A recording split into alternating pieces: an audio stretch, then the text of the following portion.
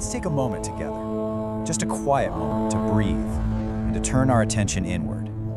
Think of this as a space to explore a journey that begins not in the world out there, but right here, within yourself. Go ahead and take a deep breath. You know, at some point in our lives, maybe in a quiet moment late at night or during a really tough time, most of us just pause and we start to wonder. These are the big ones, aren't they? Who am I really? What's the real reason I'm here? Is there something more to life than just this, the cycle of our daily routines? It's these very questions that often signal the quiet beginning of a truly profound spiritual journey. Okay, so let's gently dive into this.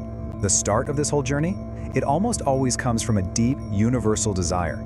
It's that search for happiness, for joy, something that every single living being is looking for, from the smallest insect all the way to each one of us. Spiritual research offers a pretty fascinating way to look at our everyday lives. It suggests that for an average person, real, true happiness only makes up about a quarter of our life experience.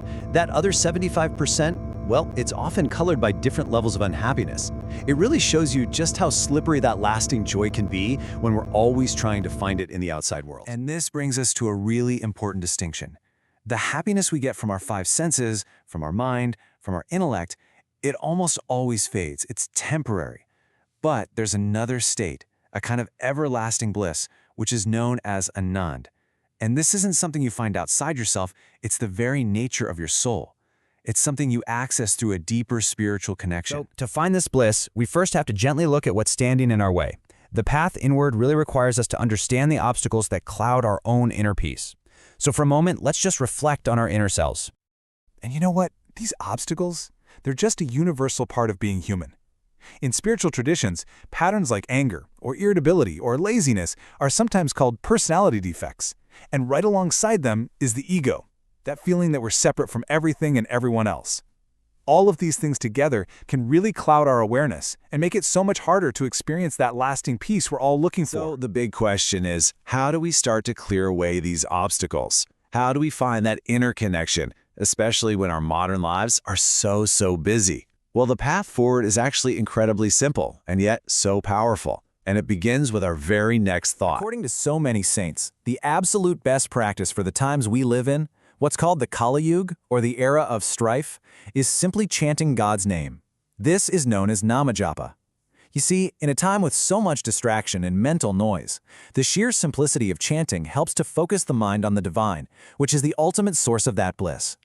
This continuous connection not only makes our own lives more blissful, but gives us the strength to navigate all of life's challenges. Guidance from Saint Bhaktaraj Maharaj is just so beautiful in its simplicity. We should chant at all times. It's not bound by rules of time or place. You don't need a special ceremony or a specific location, which makes it absolutely perfect for our modern lives. This is so encouraging. You don't have to find extra time in your already packed schedule. Actually, weaving chanting into your daily tasks while you're working, cooking, or walking is seen as a superior form of practice. Why? Because it helps you maintain a continuous, unbroken connection with the divine. Okay, so let's talk about the practical side of things. How can you actually begin this practice, maybe even today? It is so much simpler than you might think. The whole process is just beautifully simple. First, you choose a name of God that really resonates with you, when you feel a connection to. Second, you just begin to repeat it silently in your mind. And third, you gently weave this mental repetition throughout your day. It becomes this constant, gentle way to keep your mind anchored in something positive and truly peaceful. So, what name should you chant? Well, here are 3 main recommendations. The first, if you're fortunate enough to have one, is a name given to you by a spiritual guide or a guru. The second is to chant the name of your Kuladevata, or your family deity. That's a divine aspect that has protected your family for generations.